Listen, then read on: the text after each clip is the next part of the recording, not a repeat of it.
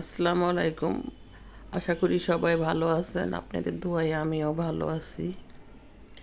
ছোট্ট একটা ব্লগ নিয়ে আসলাম আজকে। কালকে আমরা বেড়াতে গিয়েছিলাম আমার বোনের বাসায়। তারপরে আমরা পিকনিক খেললাম ছাদের উপরে।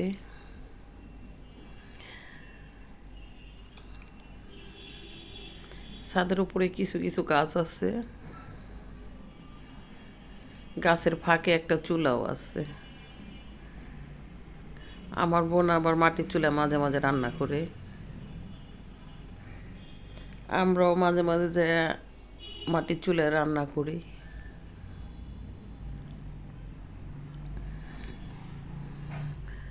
কালকে আমরা রান্না করছিলাম গরুর বিরিয়ানি।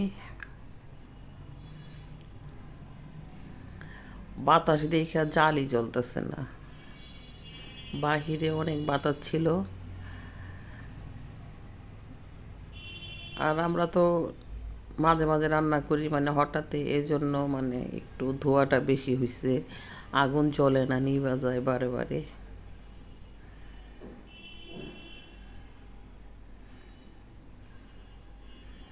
মাটির চুলায় রান্না করতে আমার ভালোই লাগে।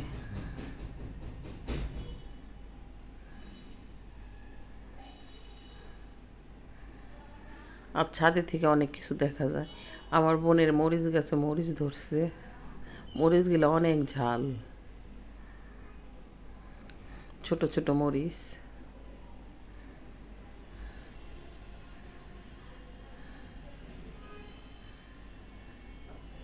আমরা রান্না করতেছি তখন বিকাল ছিল, মানে রাত্রের জন্য। দুপুরের রান্না হয়ে গেছে, আমার বোনে গ্যাসের চুলায় রান্না করছে। আর এটা আমি মাটির চুলায় রান্না করতেছি।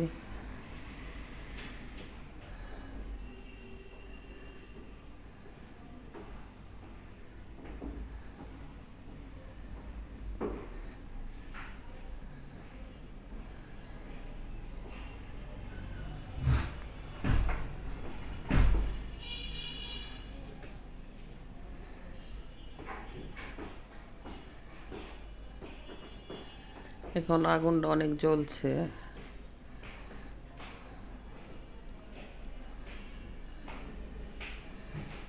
আর এখন শীতও বেশি না, গরমও বেশি না, এই জন্য রান্না করতে বেশি ভালো।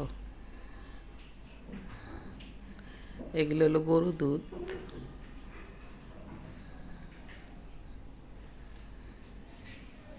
গরুর দুধ ছিল তাই দিয়ে দিলাম সবটুকুই।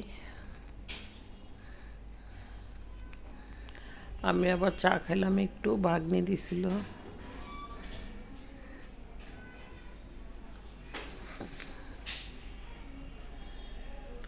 একটু কম ঝাল দিয়ে রান্না করতেছি।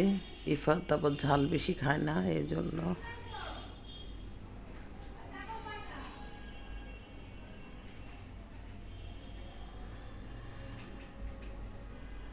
এখন সন্ধ্যা হয়ে গেছে।